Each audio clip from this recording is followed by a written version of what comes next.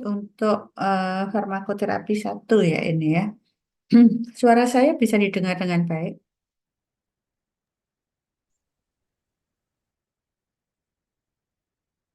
Bisa? Saya nggak dengar suaranya. Terlihat Bu Prof. Oke. Oke, jadi hari ini topik kita tentang farmakoterapi dan praktek kefarmasian ya. Jadi mudah-mudahan dari gambaran yang kita berikan hari ini Anda bisa lebih memahami tentang konsep farmakoterapi dan peranannya di dalam praktek kefarmasian ya. Oke, yang lalu kita sudah sampaikan ke Anda tentang farmakoterapi, yaitu penggunaan obat untuk kondisi penyakit tertentu gitu ya.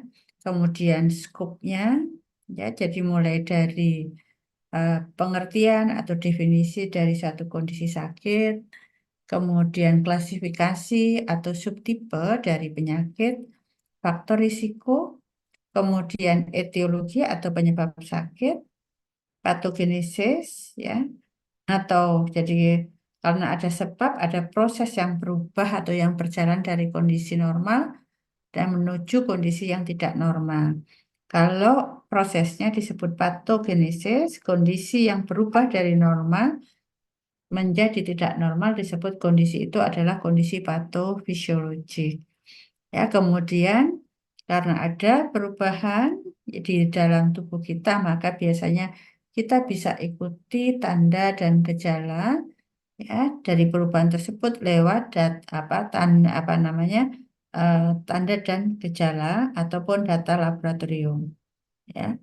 Kemudian karena ada satu kondisi yang berubah dari kondisi normal, maka biasanya ada upaya untuk membawa pasien ke kondisi normal atau tanda petik normal.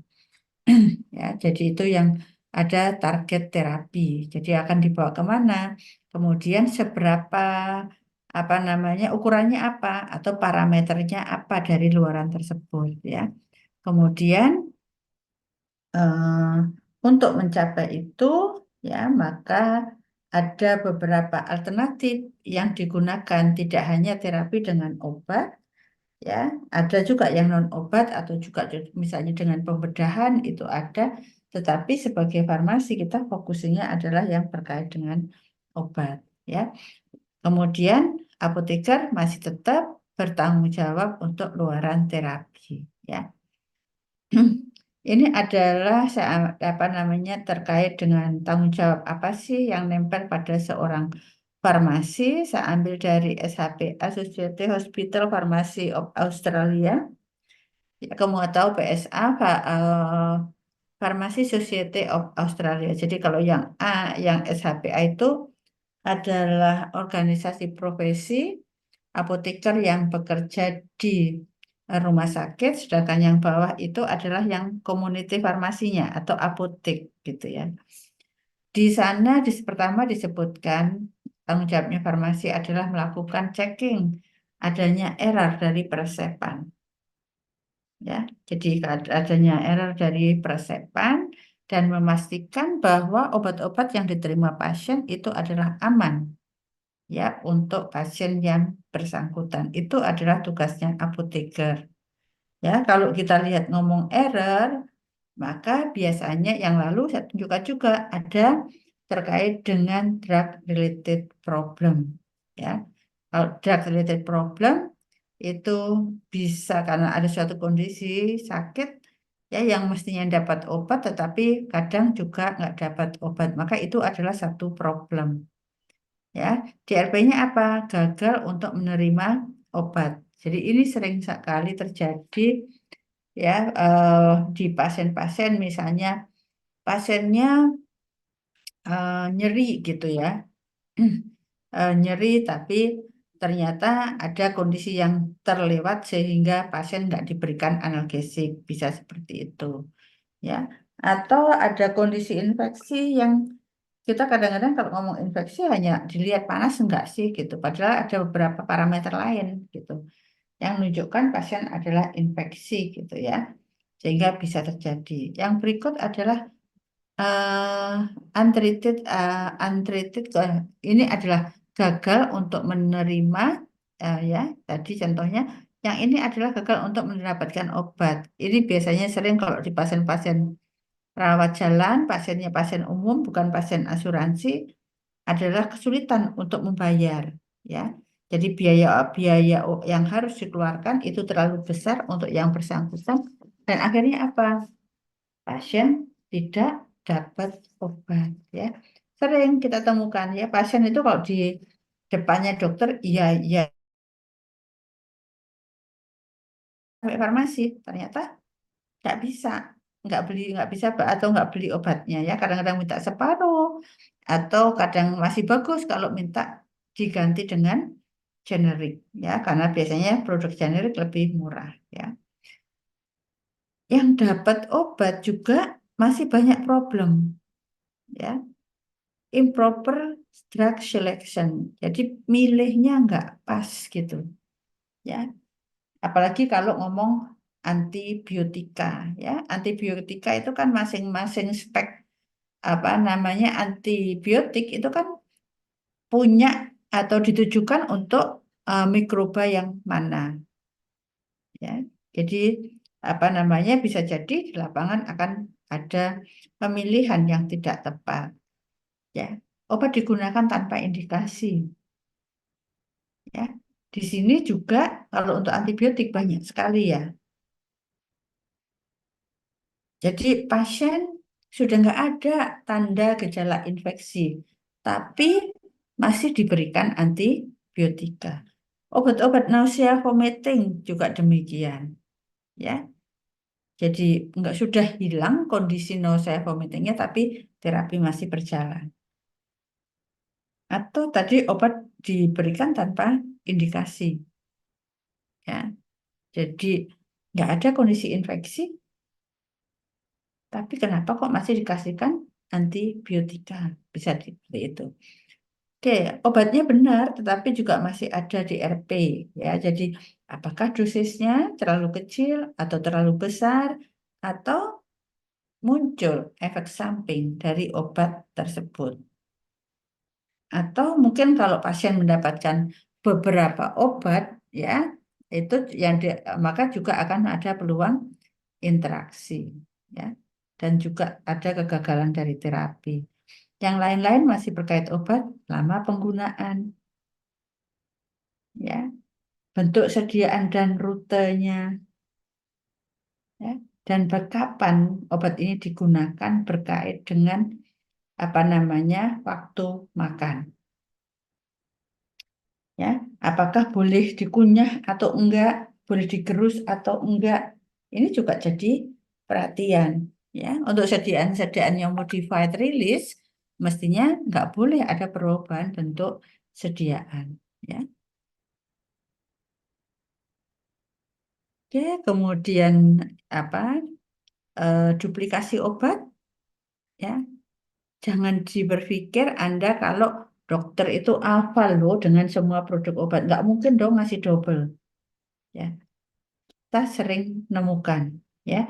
Bahkan saya dulu, ya, waktu ke IGD, ya, mengantar ibu gitu ya untuk satu kondisi, ternyata dapat tuh dua H2 reseptor antagonis.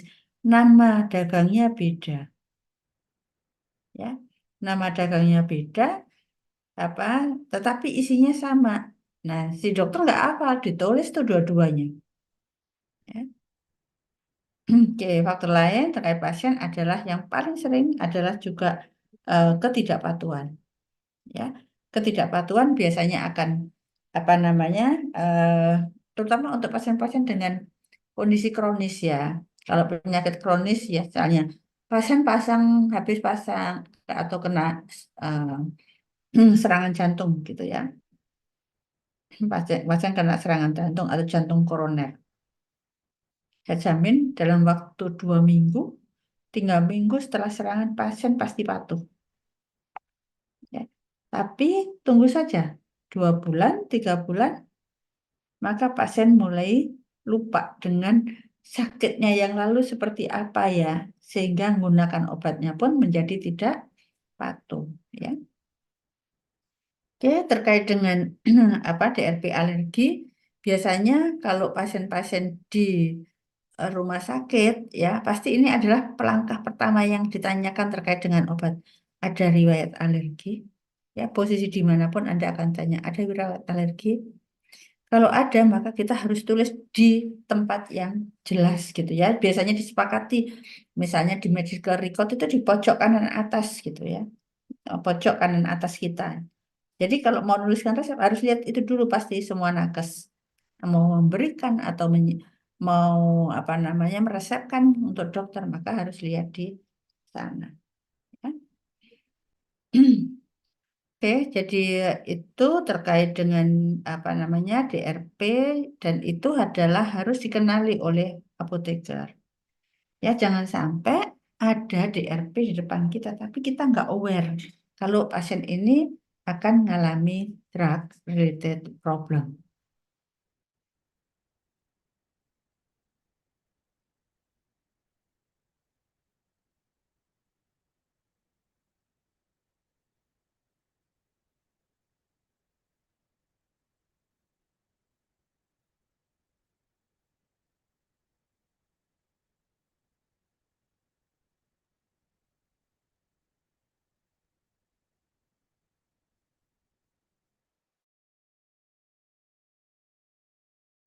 Tanggung jawab untuk menyiapkan dan supervisi dari obat-obat yang dilayankan. Ya, jadi disupervisi. Jadi artinya kalau ada nakes ya yang mungkin apa namanya bukan apoteker atau kompetensinya di bawah apoteker, maka boleh melakukan tetapi dengan supervisi konsepnya. Ya. Yang berikutnya adalah memberikan advice terkait dosis obat, ya, dan apa bentuk sediaan yang paling sesuai untuk kelompok pasien tersebut. Ya. Terlibat dalam world round, ya, untuk menggali utamanya kalau pasien rawat inap untuk melakukan penggalian riwayat obat. Ya. Jadi melakukan ward round berarti visit ya. Visit di ruangan. Untuk visit bisa sendiri, tim apoteker saja atau bersama dengan profesi lain.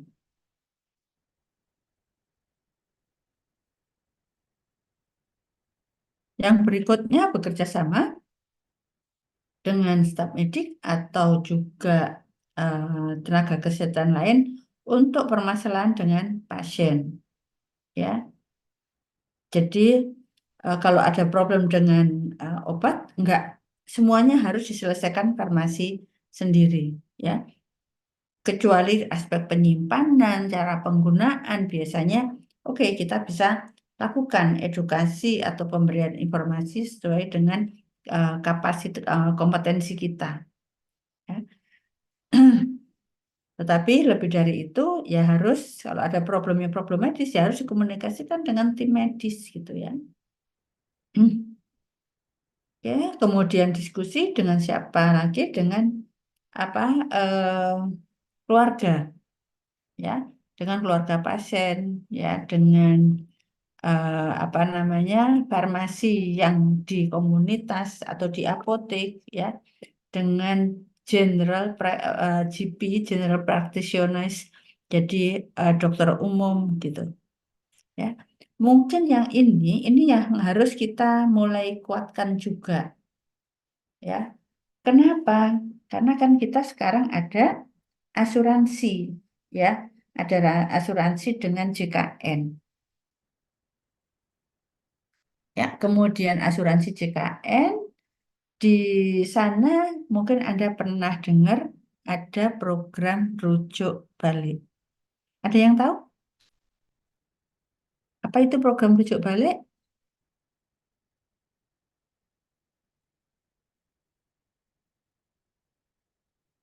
Hmm, paling enggak Anda sudah mulai mengenal ya, mulai mengenal tentang strata layanan kesehatan untuk pasien-pasien BPJS karena pasien kita biasanya di atas 90% itu adalah pasien BPJS ya.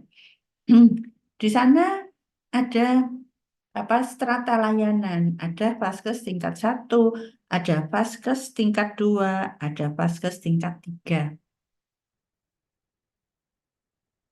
Ya. Kemudian kalau ada pasien, jadi untuk pasien ke rumah sakit, kalau pasien BPJS itu juga nggak bisa loh ya dengan kartunya kemudian datang ke rumah sakit kecuali kondisinya gawat darurat. Ya, jadi tidak langsung ke rumah sakit, maka biasanya ada pengentar dia masuk di fase mana, di puskesmas mana gitu. Nah, dari situ maka nanti kalau akan misalnya dibutuhkan rujukan ke rumah sakit, maka harus dapat pengantar tuh dari vaskes yang pertama. Sehingga dan apa namanya kalau sudah masuk nanti oke dapat rujukan bisa ke misalnya masuk ke rumah sakit UNER gitu ya. Jadi dia akan setiap bulan akan kontrol rutin gitu ya. Nanti ada satu waktu yang si pasien ini nggak boleh nih dilayani di rumah sakit terus ya. Tapi kita harus kembalikan ke layanan yang fasilitas kesehatan tingkat pertama, yaitu puskesmas pada umumnya.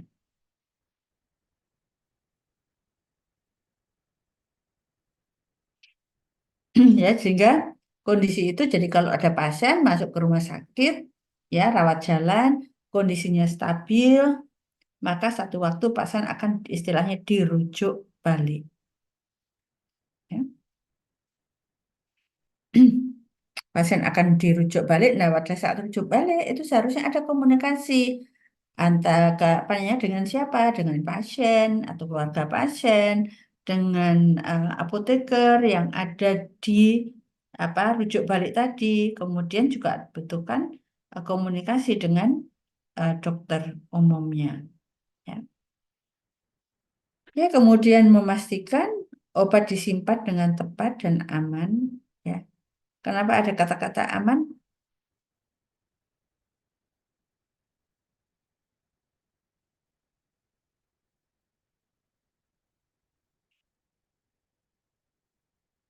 Ada disimpan secara tepat. Seperti apa ya?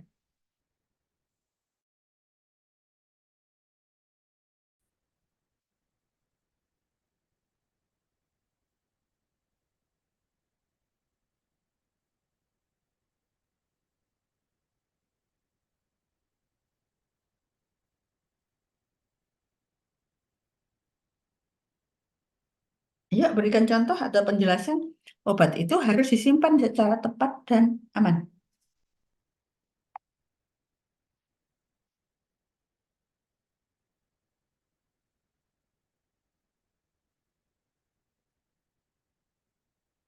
Mungkin disimpan sesuai yang ada di kemasan, Bu. Kenapa? Contohnya bisa apa namanya sudah bisa diberikan contoh obat itu sudah Obatnya disimpan dengan tepat, disimpan dengan aman. simpan di dalam etalase gitu, Bu, terhindar dari paparan matahari langsung. Oke, apalagi yang Anda tahu terkait harus tepat nyimpannya. Suhunya juga ada beberapa obat yang dia suhunya harus diperhatikan. Oke, contoh apa namanya yang disimpan di refrigerator, Anda tahu siapa obat yang mana? Vaksin mungkin, Bu. Vaksin. Oke, apalagi? Insulin. Insulin. Oke, ada lagi?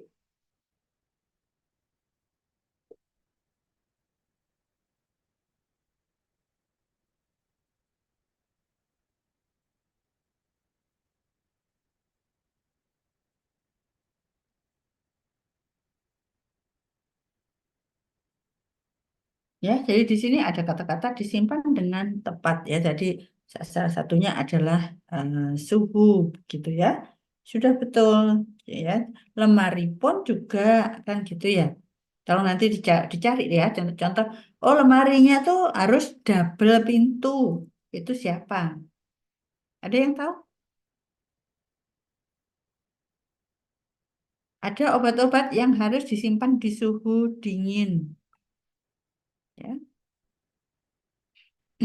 tidak hanya dingin ya. Kalau ngomong tadi Anda memberi contoh vaksin, itu ada aturannya. Kalau kita kadang-kadang apa di rumah kulkas itu kita isi sampai penuh gitu ya, satu dengan yang lain itu sampai rapat jejer gitu ya. Kalau untuk nyimpen obat nggak boleh seperti itu ya. Jadi antar dus ya, atau ke antar kemasan itu harus punya jarak jarak ya. Jadi nggak boleh apa namanya ditumpuk-tumpuk atau rapat banget itu nggak boleh ya. Nyimpen perbekalan farmasi ya, misalnya di suhu ruang itu pun juga ada syaratnya.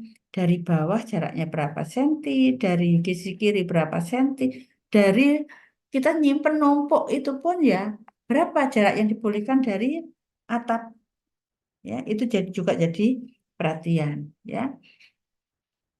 Nyimpennya seperti apa misalnya? Anda kenal istilah lasa? Pernah dengar lasa? Pernah diajarkan? Sudah belum?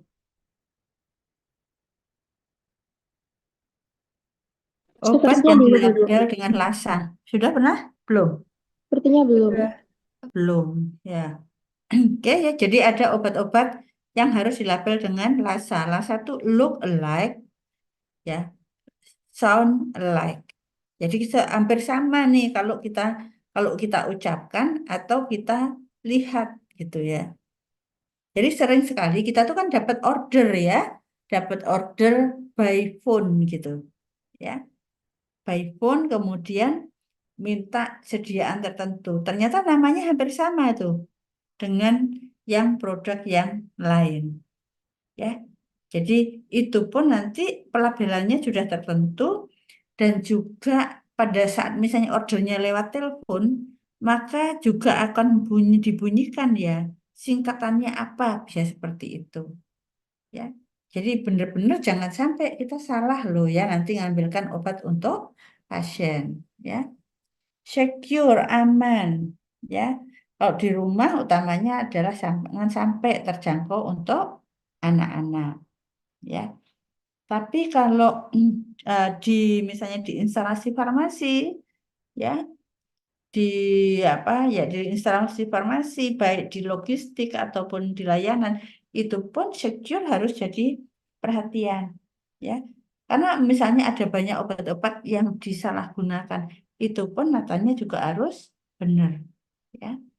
Obat-obat yang tadi berlabel obat keras gitu ya, mungkin nggak kita pajang gitu di depan, ya.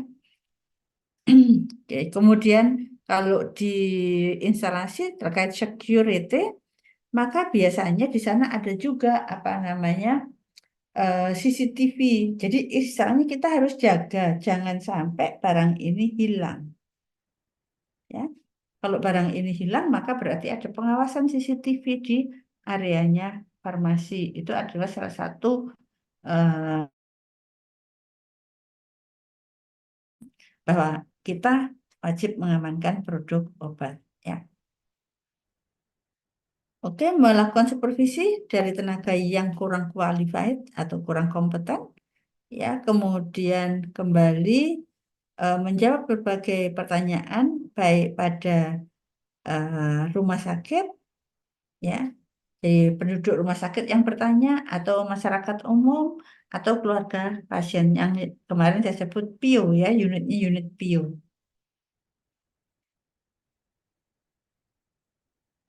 Oke. Yang lain apa? Tadi adalah melakukan update ya, update dan berkontribusi pada penelitian ya. Kemudian menuliskan panduan obat-obat di rumah sakit. Ya, karena itu biasanya kalau ngomong penggunaan obat di rumah sakit itu ada di timnya KFT, Komite Farmasi dan Terapi. Ya. Nah, itu maka farmasi juga bagian dari sana ya. Memberikan informasi terkait dari obat yang dikirimkan misalnya. Kemudian terkait penyiapan sediaan steril, ya. Misalnya untuk sediaan sterilnya adalah pemberiannya dengan IV, ya. Maka eh, menyiapkan dan menjamin kualitas dari sterilitas itu adalah wilayahnya farmasi, ya. Oke, melakukan clinical trials, ya. Uji klinis ini sampai sekarang juga masih jalan terus, ya, kalau di RSUA. Oke, kemudian bekerja sama, ya, bekerja sama dalam pengembangan dari riset dan pengembangan obat atau produk yang lain terkait, terlibat di dalam pengelolaan, ya, atau manajemen dari apa namanya farmasi, ya. Dan yang terakhir adalah kita melakukan proses pendidikan, ya, baik ke intern rumah sakit, ke nakes intern rumah sakit ataupun di luar rumah sakit, ya. Jadi melakukan apa namanya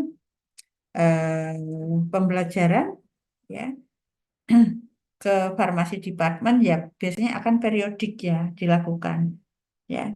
Tapi farmasi juga punya peran, ya, melakukan edukasi ke profesi lain. Misalnya bagaimana apa namanya caranya apa menghandle injeksi injeksi yang sederhana, ya, sehingga nanti mencegah apa namanya infeksi dapatan yang dari rumah sakit, ya. Oke, sampai di sini ada pertanyaan?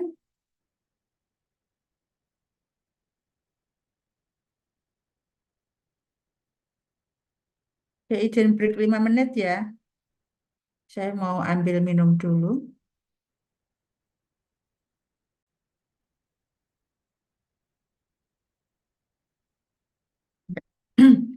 Oke, kemudian di mana sih farmasi itu bisa praktek atau bekerja gitu, ya? Kalau praktek, kita ngomong praktek biasanya dibutuhkan license gitu. Jadi surat izin praktek gitu. Ya, jadi kalau selama ini kalau yang ada di Indonesia sih di community farmasi berarti apotek, ya. Kalau konsultan nggak perlu biasanya, ya. Hospital farmasi, farmasi di rumah sakit, farmasi di industri, ada farmasi di distribusi juga nanti itu butuh license. Tapi di samping ini juga ada berbagai bidang, ya, yang di mana farmasi bisa masuk gitu, ya. Ada teman-teman, ya, apoteker yang di militer. Jadi di militernya juga pasca apa namanya pasca apoteker, bukan dari awal, ya, pasca apoteker. Jadi nanti istilahnya apa, ya, perwira apa perwira apa istilahnya saya lupa, tapi bukan yang jalur militernya, ya. Kemudian masuk ke aspek legal juga bisa, ke jurnalisme, ke pendidikan, ke penelitian, kemudian policy kefarmasian, dan kalau di luar itu ada terkait dengan layanan tuh ada rural dan remote area. Jadi untuk area-area yang apa namanya sulit terjangkau begitu, ya, atau area-area di mana apoteker dengan kompetensi tertentu itu belum ada, maka bisa dilakukan layanan remote area. Ya, jadi apoteker yang ada di sana itu untuk melakukan itu di bawah arahan nanti apoteker yang sudah ekspor gitu. Itu ada, ya. Tapi di Indonesia belum ada. Tapi kalau kita baca di Amerika, di Australia itu ada, ya.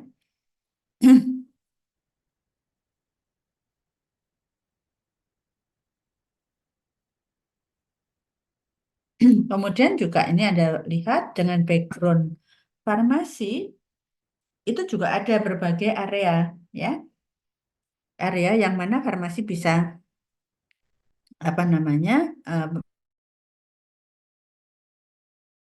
cukup banyak, ya. Tidak hanya di praktek, ya. Jadi kalau misalnya sebagai ahli biotek, ahli sel biologi sel, tentunya kan nggak butuh license. Kita ini sebagai saintisnya, ya. Kemudian di uji klinik kalau di Indonesia itu ada berbagai lab ya. Sekarang ada berbagai lab baik untuk uji farmakokinetik atau uji klinis. Nah, di sana misalnya kita masuk itu pun bisa ya. Sebagai chemist ahli yang membuat dari kosmetik itu juga bisa ya. Kemudian apa namanya pengembangan obatnya, analisis obatnya ya kembali itu semua bisa dilakukan ya. Ini formulation scientist, jadi ahli di bidang formulasi. Industrial consultant. Jadi saat ini kalau bunyi secara formal ya itu belum ada, tetapi padahal kan kalau misalnya di ekonomi itu kan ada konsultan keuangan ya, ada konsultan keuangan yang istilahnya misalnya kita aja misalnya setiap tahun itu kan kalau untuk perusahaan-perusahaan tertentu kan dia harus diaudit ya. Yang audit siapa? Konsultan keuangan gitu ya. Konsultan keuangan yang sifatnya independen gitu. Tapi di farmasi itu masih belum terlalu berkembang ya, tapi sebetulnya ada. Nanti saat ini misalnya ya ada apa namanya orang-orang yang dianggap expert di industri tentang industri di dalam bukan buat obatnya ya, tetapi gimana desain dari suatu industri itu dicari biasanya. Jadi kalau ada misalnya apa namanya seseorang atau individu dia punya modal ya, dia ingin dirikan industri, maka orang ini yang akan dicari dan dia nanti akan ngawal itu sampai perusahaan itu jalan ya. Jadi itu desainnya adalah desain industrinya gitu ya secara garis besar. Ya, kalau ini tentunya adalah Anda sudah tahu ya medicinal chemist, nanotechnologist berarti kan orang-orang farmaseutika yang bergerak di sini. Ya, kemudian em, regulator berarti di apa namanya kalau sekarang misalnya di Depkes atau di Badan POM ya. Dan ada lagi nih ada regulatory affairs specialist. Ya, jadi apa namanya ada orang-orang yang pekerjaannya itu melakukan atau membantu proses pendaftaran obat atau registrasi obat ke yang berwenang. Ya, jadi karena untuk melakukan satu proses registrasi itu juga dibutuhkan berbagai data dan ada yang mengawal. Jadi biasanya ini ada ini ya orang-orang yang apa kerjanya itu mengawal untuk atau membantu proses registrasi dan nggak murah ya biayanya nggak murah ya. Kemudian ini mungkin kalau Anda pernah dengar ya kalau yang melakukan marketing itu kan ada medical representative atau medrep gitu ya.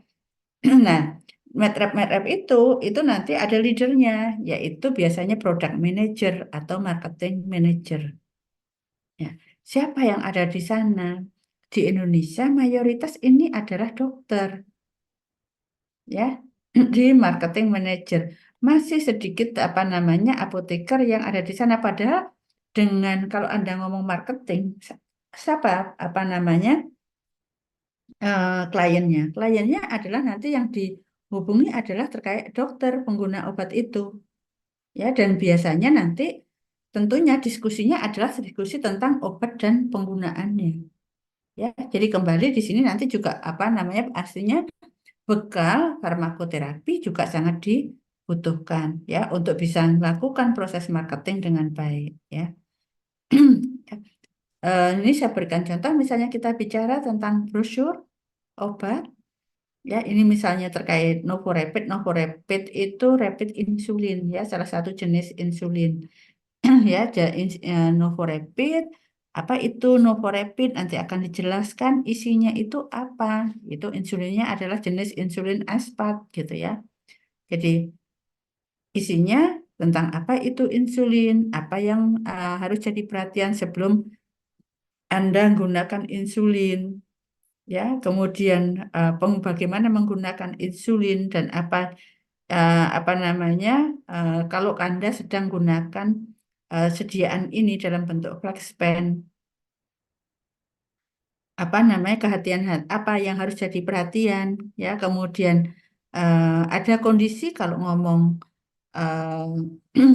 insulin maka ada risiko apa namanya untuk hipoglikemi, maka apa yang harus dilakukan sampai pada penyimpanan ya dan deskripsi produknya ya. Ini simple, contohnya ada di paracetamol. Mungkin kalau paracetamol setahu Anda sampai saat ini adalah sediaannya tablet.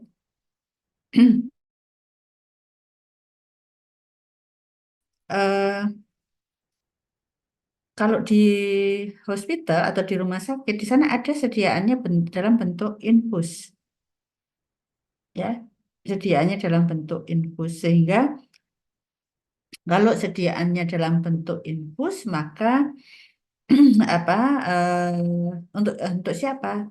Ya, biasanya pasien-pasien tertentu yang ada perlupen responnya cepat, ya, dia nggak bisa dengan hanya tablet, di mana tablet biasanya 500 miligram, tapi di sini ada infus yang 1 gram. Ya. Di sana juga akan dituliskan indikasi bagaimana menggunakannya, efek sampingnya, ya. Kemudian perhatian apa yang harus jadi perhatian pada penggunaan obat ini, ada peluang interaksi, ya, dan bagaimana mencegah overdose, ya, dari apa paracetamol dan bagaimana penyimpanan sediaan infus ini, ya. Jadi kalau kita bicara satu produk obat, itu pun di sana aspek eh, apa bekal-bekal yang Anda dapatkan dari mulai dari kimia. Kalau ngomong penyimpanan pasti kan ini aspek kimia ini, ya. Sampai pada bagaimana obat ini digunakan, yang berarti itu sampai di apa namanya farmakoterapi, maka itu juga dibutuhkan, ya. Nah, terkait dengan pekerjaan kefarmasian di Indonesia, apa saja sih pekerjaan kefarmasian itu? Ya, itu ada di PP Peraturan Pemerintah 51 tahun 2009 pasal 1. Ya. Jadi di sana itu kalau mau pekerjaan kefarmasian menyangkut kontrol kualitas, ya, sediaan farmasi, penyiapannya, ya, penjaminan apa keamanan obatnya, bagaimana mengadakan, menyimpan, mendistribusikan atau mendeliver obatnya, melakukan pengelolaan, ya, kemudian pelayanan, resep, dan pemberian informasi obat. Selain pada produk obat, maka juga pada pengembangan obat, ya, pengembangan obatnya, kemudian juga bahan baku dari obat maupun dari obat tradisional. Ya, jadi ini juga kalau Anda nanti sebagai apoteker juga harus dipahami ya, karena nanti kalau kita praktek itu selalu pertanyaannya ini kompetensi Anda atau tidak. Ini pekerjaan ini masuk wilayahnya farmasi atau tidak, ya. Jadi itu.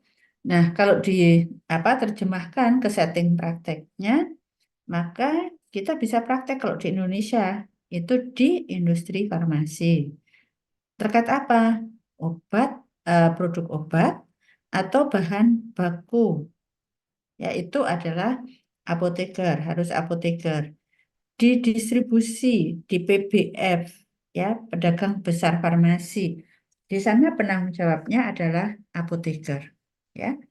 Di apotek, di rumah sakit, di klinik, atau juga di puskesmas. Ya, di sana apoteker, dan untuk melakukan pekerjaan di situ butuh license. Ya. Ini saya ambil standar layanan kefarmasian di rumah sakit, ya, PMK 7 apa 2, ya, di apa namanya tahun 2016, yang ini di rumah sakit, yang 73 itu di apotek, PMK yang 74 itu di puskesmas. Tapi pada prinsipnya hampir sama, tapi nanti ada pekerjaan-pekerjaan yang nggak ada, misalnya di puskesmas atau di apotek, ya. Kalau jadi ada dua besar pekerjaan kefarmasian di rumah sakit yaitu yang terkait dengan area manajemen dan area farmasi klinis. Ya, yang area manajemen apa saja? Mulai dari proses pemilihan sampai pendokumentasian. Ya, jadi biasanya ini disebut 10 lingkar pengelolaan obat. Ya. Pemilihan biasanya tidak hanya dilakukan oleh farmasi, tapi kalau di rumah sakit ada tim farmasi dan terapi. Ya. Perencanaan farmasi yang item-item lainnya ini adalah juga wilayahnya farmasi. Di sini saya ingin menunjukkan kalau untuk pengadaan dan penerimaan, kalau Anda di rumah sakit pemerintah, ini adalah untuk dua ini tidak di apa namanya tidak di bawah tanggung jawab farmasi. Itu tolong diperhatikan. Ya. Jadi tidak di bawah tanggung jawab farmasi. Tanggung jawabnya siapa? Nanti ada yang akan ditunjuk dan apa istilahnya di sana ada pejabat pembuat komitmen yang biasanya itu adalah direktur keuangan. Ya, jadi yang tanggung jawab beliau gitu ya. Sehingga karena ini biasanya juga menyangkut perbekalan farmasi, maka terkait dengan ini, maka biasanya kita ada dari tim pengadaan tadi adalah ada kita taruh apoteker ya, biar sensenya sama gitu ya. Tapi dari sisi otoritas tanggung jawab ini adalah wilayahnya, bukan di dalam farmasi ya. Nanti kalau sudah diadakan, diterima, baru farmasi akan melakukan pengelolaan lanjutan mulai dari penyimpanan, pendistribusian, penghapusan. Jadi kalau misalnya obatnya sudah kadaluarsa dan lain-lain atau rusak, itu dihapuskan, recall ya, ditarik gitu ya. Ada penarikan, penarikan itu bisa misalnya karena kebijakan pemerintah atau memang kebijakan pabrik, banyak kan gitu ya. Jadi misalnya kalau yang lalu ada isu ranitidin di batch tertentu, nomor batch tertentu, terjadi kontaminasi, ya, terjadi kontaminasi sehingga itu harus ditarik oleh pemerintah. Nah, artinya apa? Bagaimana Anda tahu di rumah sakit itu masih ada ranitidin batch yang dimaksud? Ya, jadi dari situ artinya apa? Artinya kita harus membuat kalau misalnya itu ada SIM sistem informasi di rumah sakit, maka harus dibuat yang nanti kita bisa mengontrol. Ada nggak begitu kita ditanya ya apa dapat info hari ini ranitidin batch nomor sekian dari pabrik ini harap di hold dan dikembalikan ke PBF misalnya gitu. Oke, maka itu ya kita harus mampu mendetek gitu ya. Kemudian yang berikutnya adalah melakukan controlling, pengendalian. Ingat ya, kita di farmasi di area pengelolaan ini ada perbekalan farmasi yang nilainya sangat besar. Ya, yang nilainya sangat besar sehingga harus dikendalikan. Nggak boleh aset terkait dengan kefarmasian itu sangat tinggi. Maka itu harus dikecilkan. Ya, kemudian juga dokumentasi. Ya, dokumentasi harus tertib ya karena kita ngelola perbekalan farmasi ya. Itu dari aspek area pengelolaan. Nah, kalau untuk farmasi klinis apa saja areanya? Tentunya Anda sudah kenal ya mulai semester berapa bahwa kalau kita terima resep kita lakukan kajian ya, lakukan review dari resep yang kita terima. Ya kan? Mungkin Anda kenal ada reviewnya, ada aspek apa aja yang direview? Silahkan. Aspek apa saja yang direview? Kalau Anda terima resep,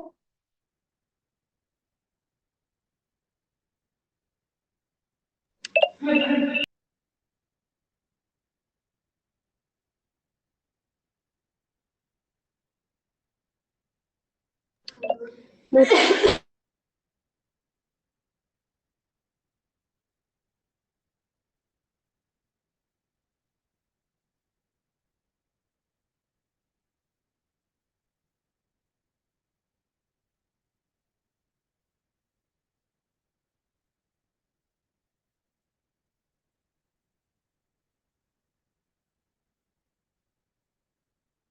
Kalau Anda terima resep kan ada sudah dapat preskripsi ya, Anda?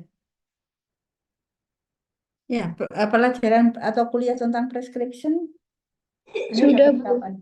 Iya, kalau ada resep, dikaji dari aspek apa saja?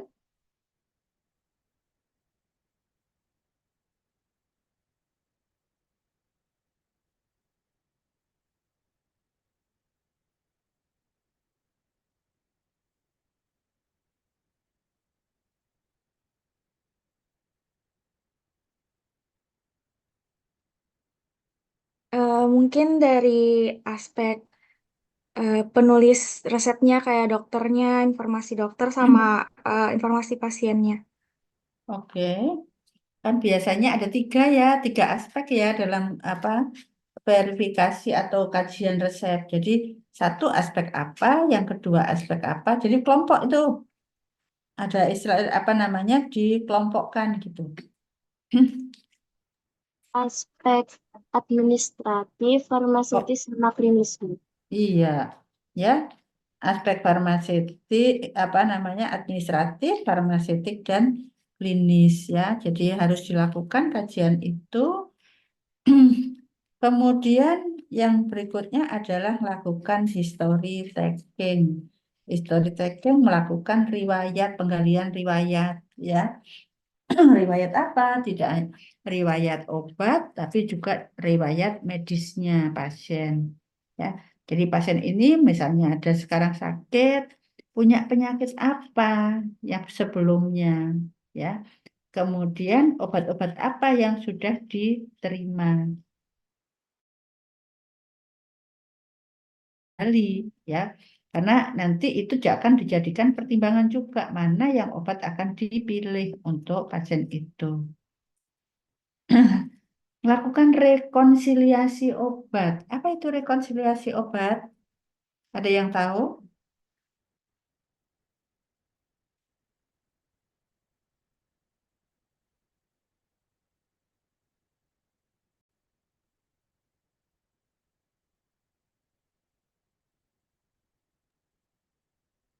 Membandingkan instruksi pengobatan dengan obat yang telah didapat pasien. Membandingkan, menyelaraskan obat yang diresepkan ya dengan yang sedang digunakan oleh pasien ya. Jadi kan kalau ada pasien masuk, kadang-kadang pasien kan sudah dapat obat nih. Kemudian karena tadi ada pemeriksaan dan lain-lain kan muncul diagnosa dan muncul terapi.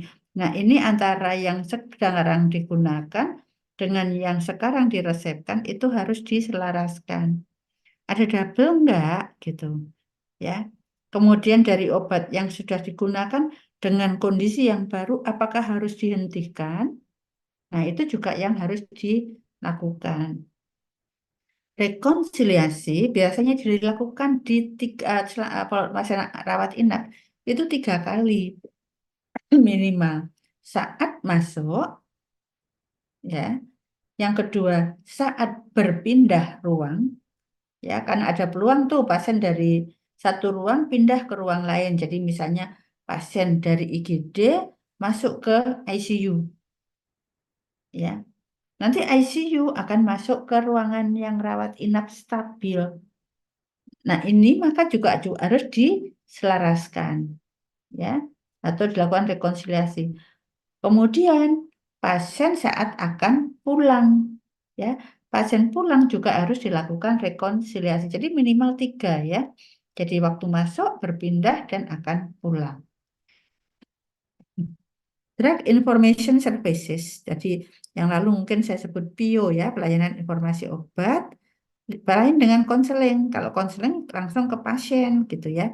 Tapi kalau ini unit sendiri di farmasi yang akan melayani kalau ada pertanyaan tentang obat, baik dari dokter, perawat, atau profesional kesehatan yang lain, dari keluarga pasien juga bisa, ya. Kemudian dari masyarakat rumah sakit juga bisa, atau dari pihak luar rumah sakit juga bisa. Jadi ini unit tersendiri dari farmasi, ya.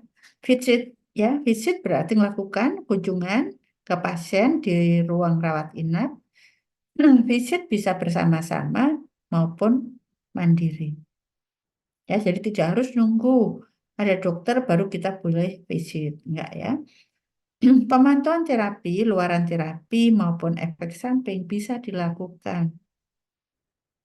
Via apa dilakukan?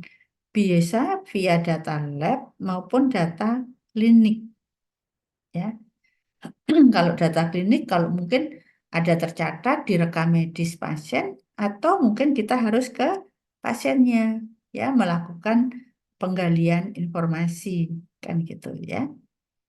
Kemudian ada juga DUA, evaluasi penggunaan obat, ya. Jadi secara periodik farmasi juga harus melakukan, selain secara keseluruhan mungkin akan fokus juga ke obat-obat tertentu. Ya, jadi misalnya kalau saat ini ya kami lihat di Rumah Sakit UNER, kenapa penggunaan permintaan insulin itu tinggi sekali, ya. Jadi permintaan tentang insulin itu tinggi sekali, sehingga kita diskusi nanti dengan teman-teman kita, kita siapkan data. Segini loh dok pengeluaran insulin selama sekian gitu ya. Ini akan memakan anggaran sekian seperti itu. Ya. Kemudian apakah kita lihat pendosisannya seperti apa, kita discuss. Kemudian apakah ada kebijakan, misalnya apakah ada kebijakan misalnya dosisnya kayaknya kok terlalu besar ya selama ini, bisa dijadikan apa namanya pertimbangan nanti ya, kebijakan untuk penetapan berapa dosis untuk si apa namanya pasien maksimalnya. Oke, yang lain juga nanti misalnya jenis insulinnya. Ya, kalau insulin nanti ada sediaan tuh yang isinya tunggal, jadi untuk rapid saja atau untuk yang insulin basal atau long acting. Tapi ada yang isinya keduanya, gitu ya. Itu akan dipertimbangkan. Yang berikut dispensing sediaan steril. Biasanya dispensing sediaan steril itu akan dilakukan oleh farmasi untuk obat-obat yang satu IV admixture, jadi campuran membuat campuran dari suatu sediaan steril. Nah, itu biasanya wilayahnya farmasi, ya. Atau juga pengenceran dari obat-obat yang masuk kelompok high alert, ya. Jadi obat, ya, ada yang dilabel high alert. Ya, maka di sana itu juga biasanya dihandle oleh farmasi. Sitostatika juga akan dihandle oleh farmasi, ya. Yang terakhir adalah penetapan kadar obat dalam tubuh, bagian dari TDM, dan nanti kalau ini dilakukan ini adalah nanti ada feedback ke pendosisan. Oke. Nah, terkait dengan praktek apa namanya kefarmasian, utamanya yang kelayanan, ya, praktek kefarmasian yang kelayanan itu secara global sudah berkembang pesat, ya. Jadi misalnya di sini mungkin yang apa lebih mudah dikenal, misalnya ada loh farmasi yang spesialis di kardiologi, di critical care, berarti misalnya di ruang ICU, ruang operasi. Ada apa farmasi yang spesialis di obat-obat emergensi, ya, di obat-obat pada geriatri atau infeksi, ya. Di sini misalnya nefrologi, farmasi yang di nefrologi berarti dia memahami penggunaan obat di kasus-kasus ginjal, ya. Spesialis farmasi di onkologi, hematologi, di pengelolaan nyeri, ya. Kemudian di paliatif, paliatif biasanya untuk pasien-pasien CA, ya, yang bagaimana meningkatkan kualitas hidup pada pasien CA. Jadi sudah banyak ya berkembang spesialisasi farmasi ya. Untuk Indonesia saat ini adalah masih tahap inisiasi ya. Oke, saya akan masuk ke pengertian apa itu farmasi klinis.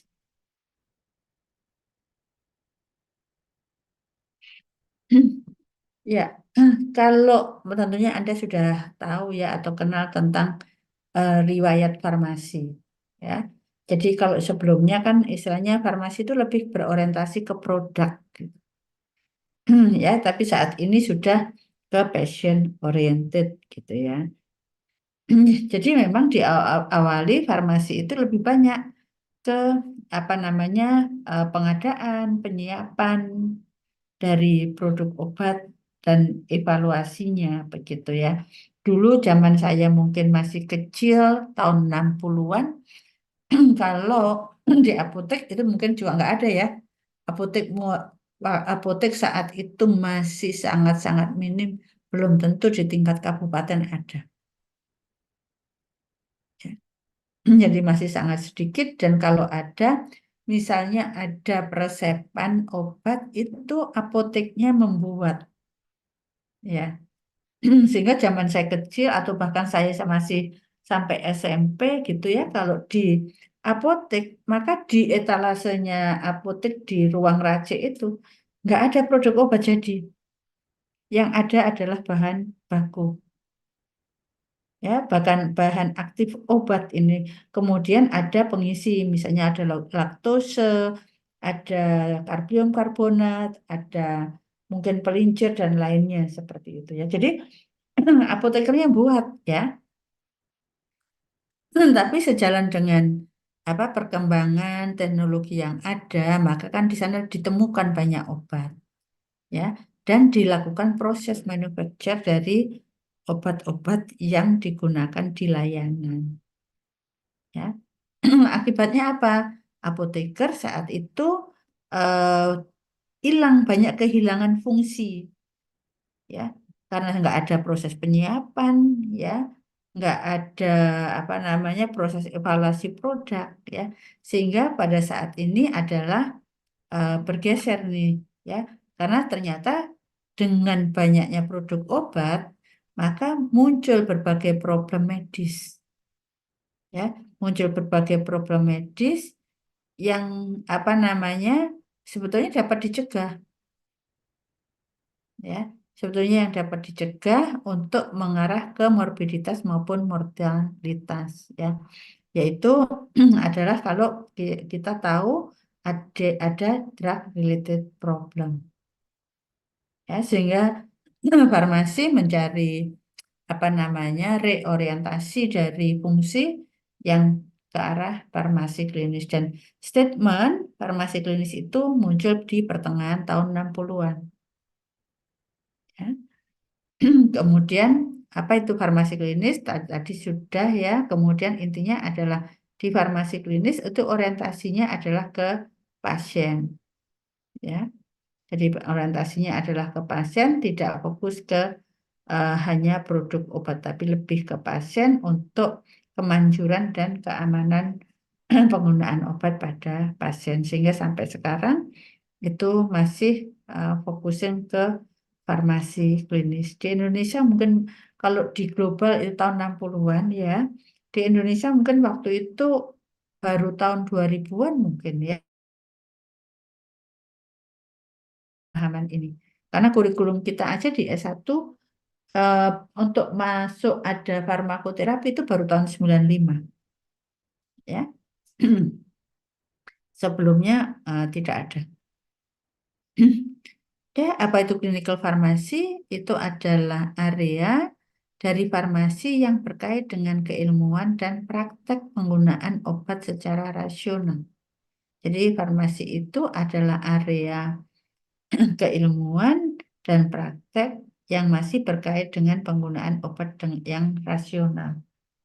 Kira-kira setting praktek farmasi klinis itu gimana ya?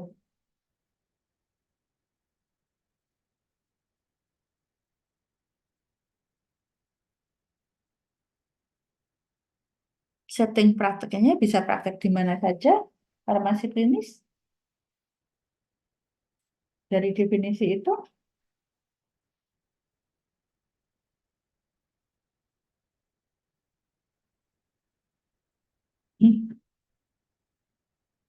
ayo silahkan.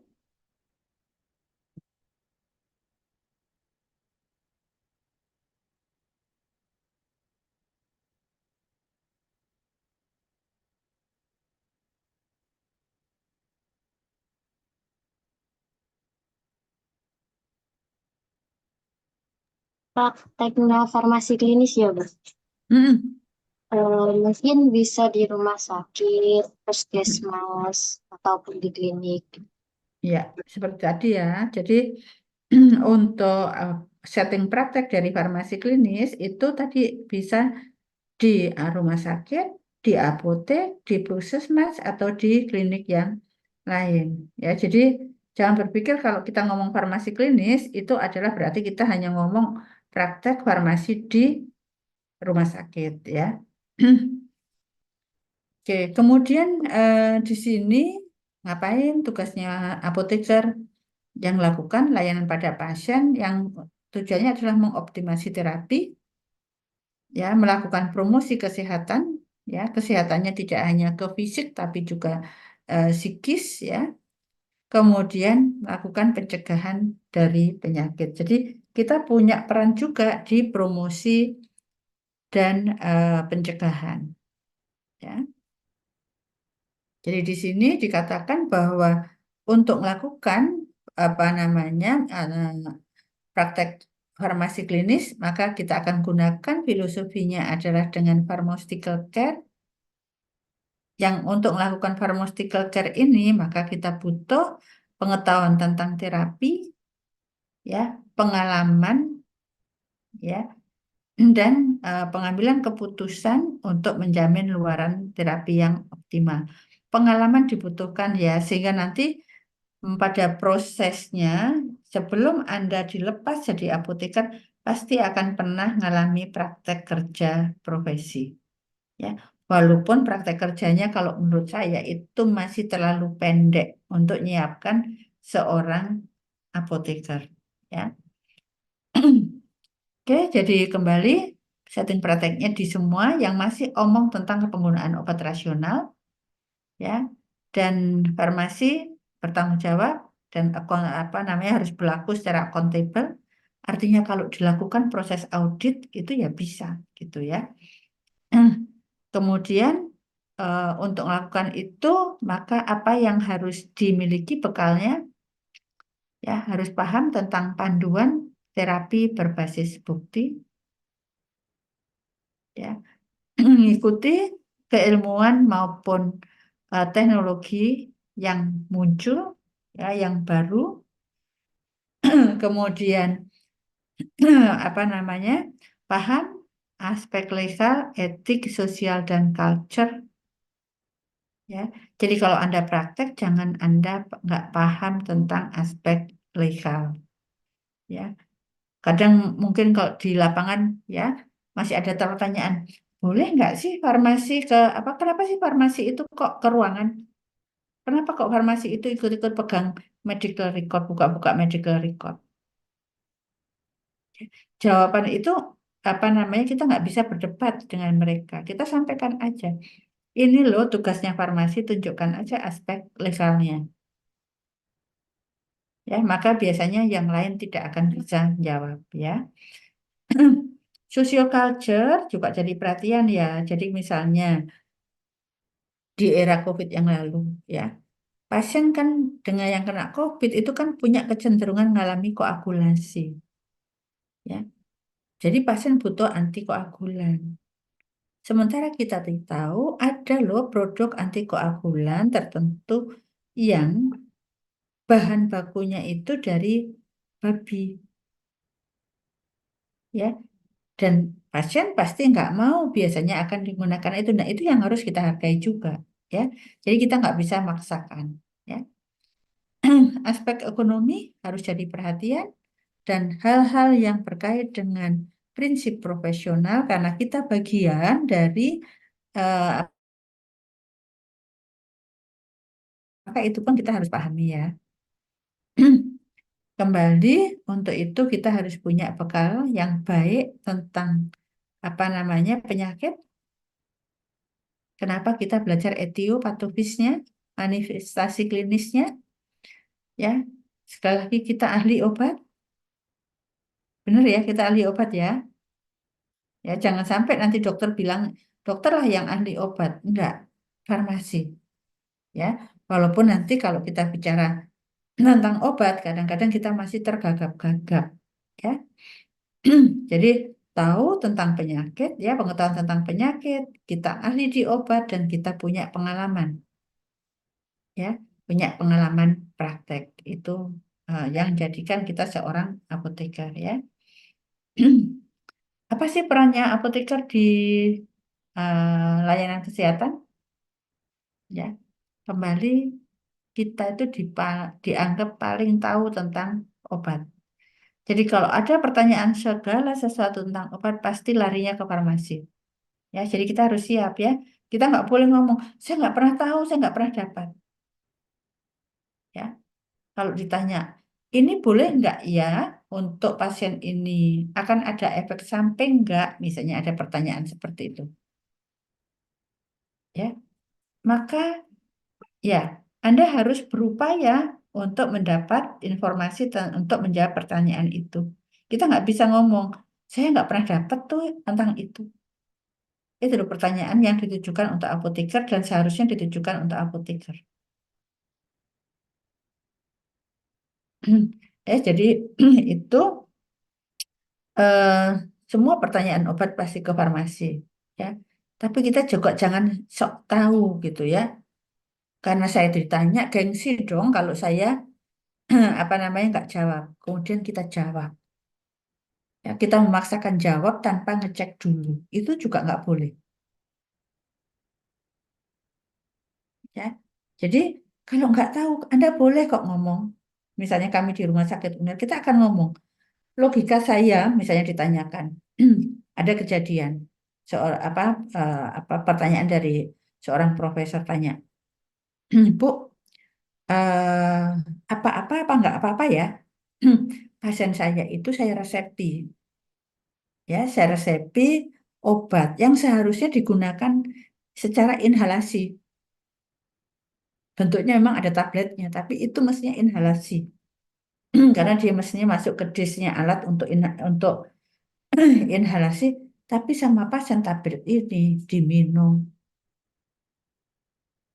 dan sudah berjalan ya hampir 1 bulan. Pertanyaannya, nggak apa-apa Bu, aman nggak untuk pasien ini? Kita mestinya apa namanya tahu ya punya gambaran sebagai apoteker. Oh produknya apa Prof? Gitu misalnya. Disebutkan produknya ini gitu. Misalnya waktu itu ingat saya derivatnya IPA tropium bromida. Kita bisa jawab logika kami obat ini apa namanya karakter kimianya seperti ini kalau digunakan per oral mestinya seperti apa kita jawab ya, tetapi mohon izin kami confirm dulu, saya coba baca cepat kemudian segera saya infokan. Misalnya kita akan ngomong 2 jam lagi 3 jam lagi saya infokan, boleh kita ngomong gitu ya. Tapi kita apa namanya kalau kita ragu-ragu jangan ngomong oh nggak apa-apa Prof aman loh, ternyata nanti jangan-jangan ada efeknya kan begitu ya. Begitu juga terkait dengan cara penggunaan dan lain-lain, kalau Anda ragu maka Anda minta waktu,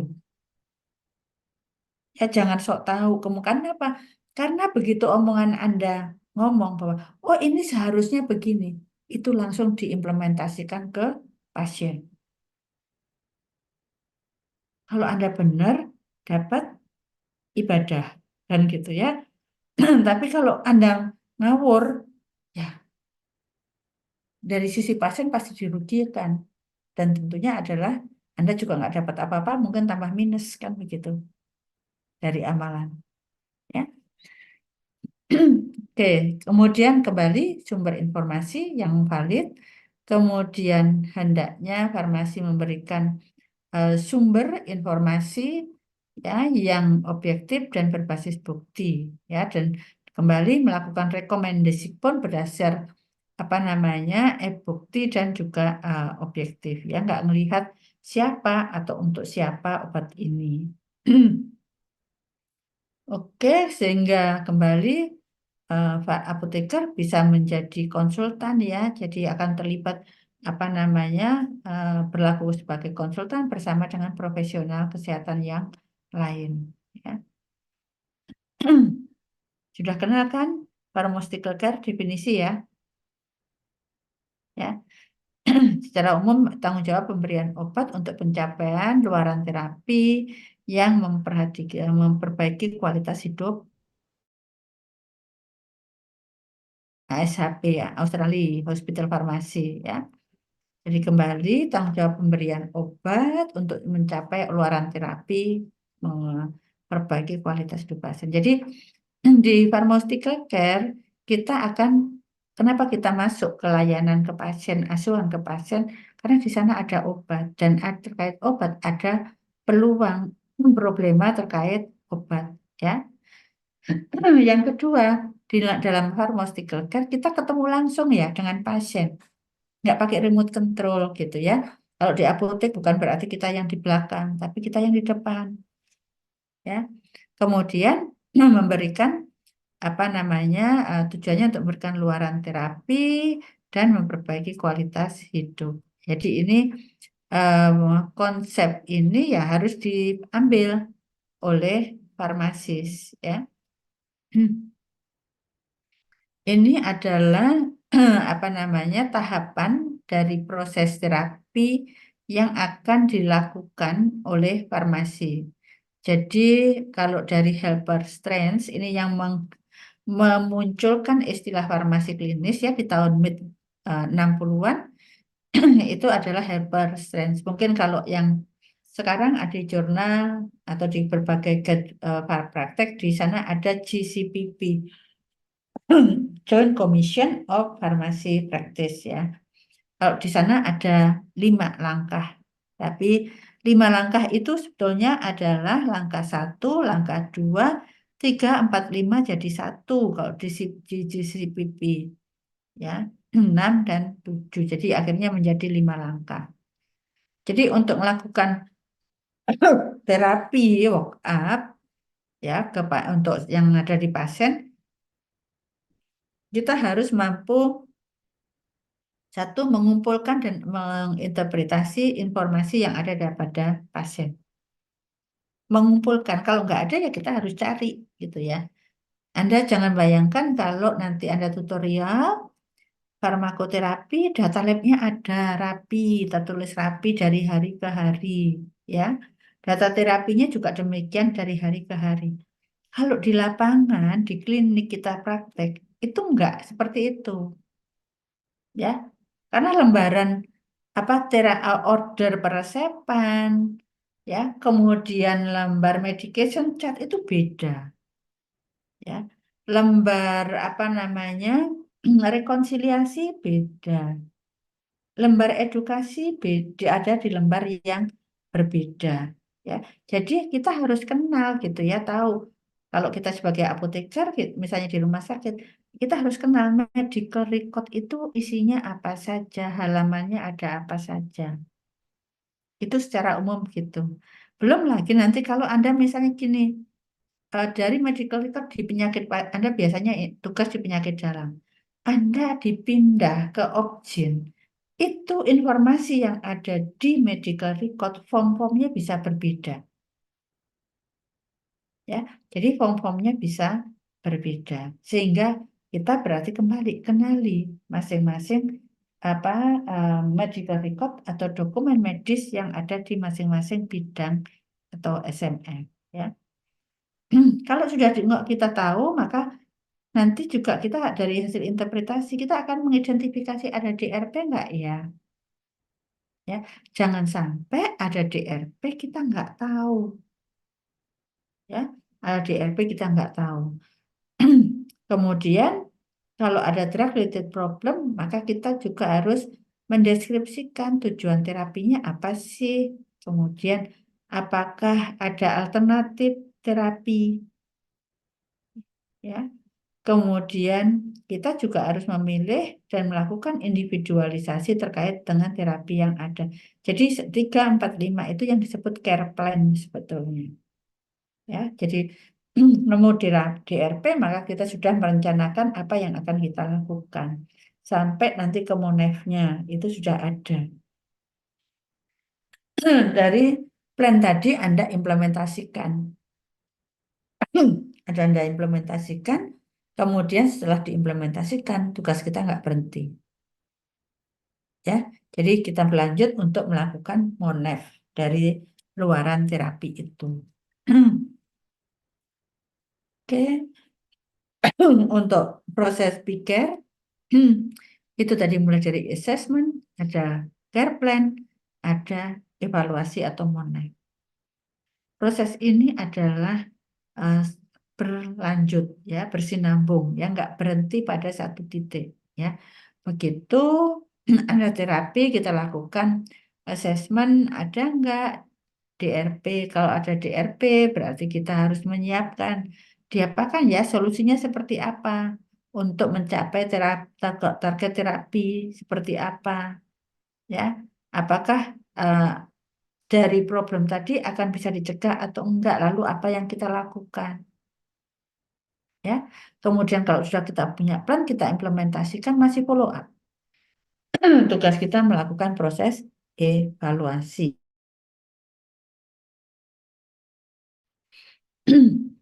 Oke, untuk DRP, kenapa sih kita apa namanya kita farmasi itu juga bisa masuk ke layanan pasien, ya? Karena kalau ngomong di rawat jalan aja, itu hampir 50% pasien pasti gunakan obat, ya. Penggunaannya bisa 3 atau 4 3 atau lebih, ya, kali per harinya. Kemudian 10%, hampir 11% pasien itu menggunakan apa namanya polifarmasi, ya. Berapa resepannya lebih dari 5. Kalau pasien di rumah sakit, kayaknya hampir semuanya pasti butuh perbekalan farmasi, ya, kalau di rumah sakit.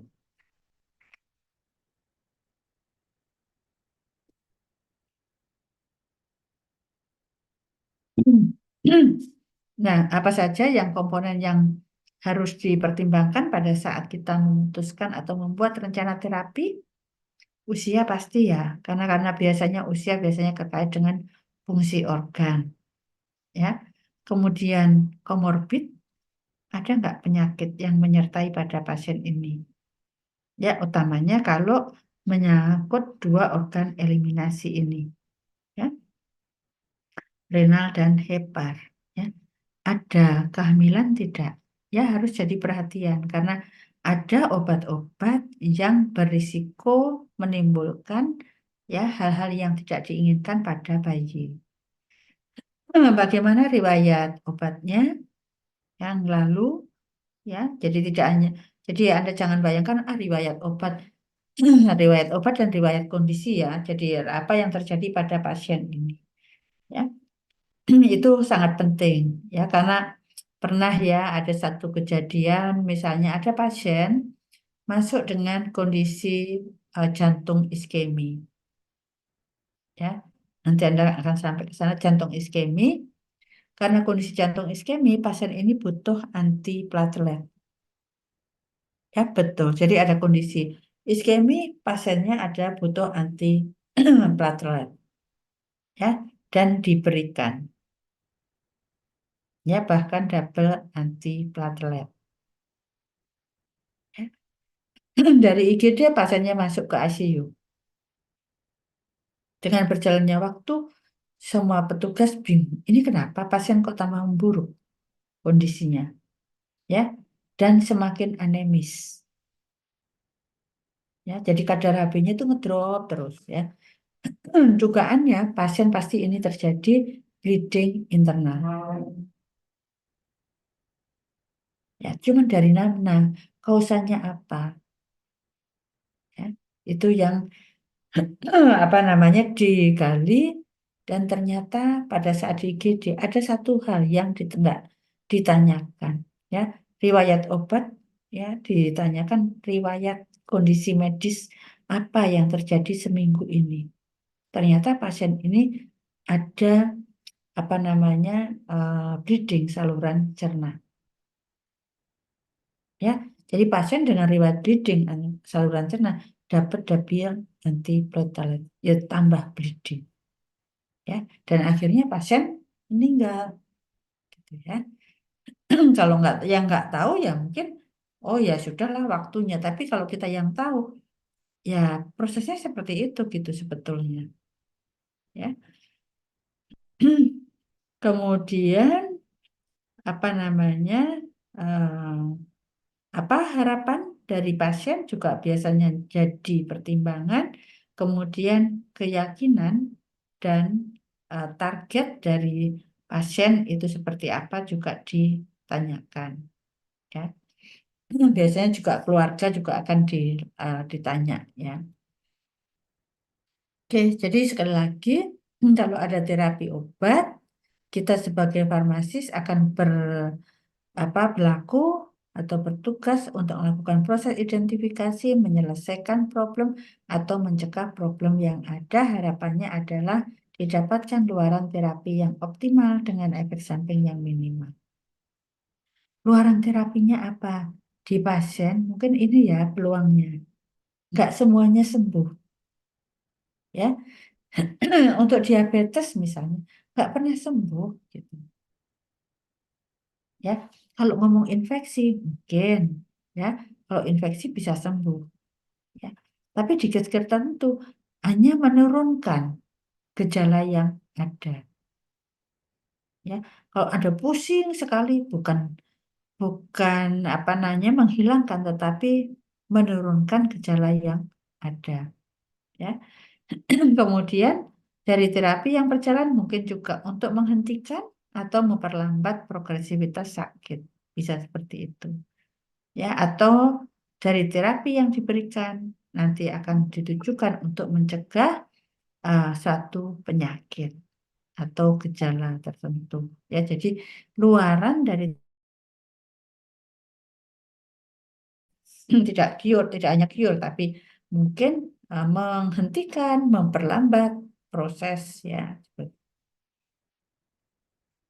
Oke, ini rasanya terkait dengan DRP tadi, ya. Jadi sudah kesinggung sih terkait itu. Kemudian di sini dinyatakan juga kalau clinician diantaranya adalah apoteker, itu adalah gatekeeper, jadi penjaga gawang, ya.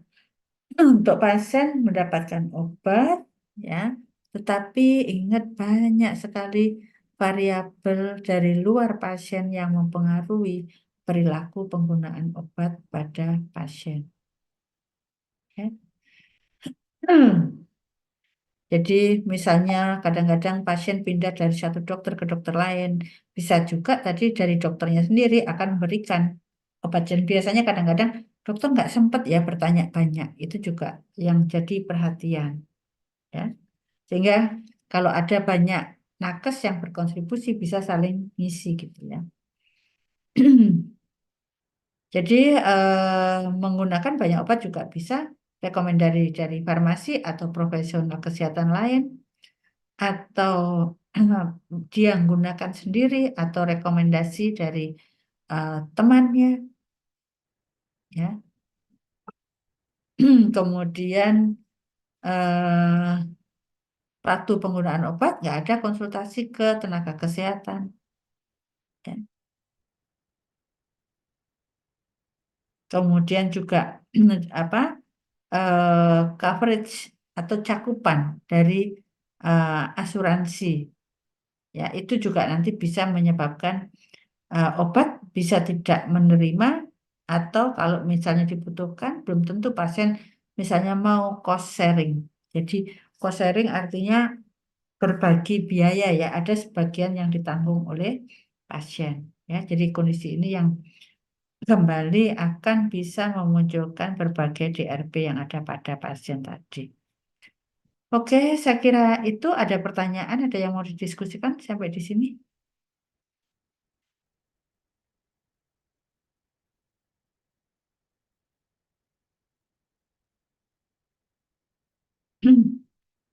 Tidak ada?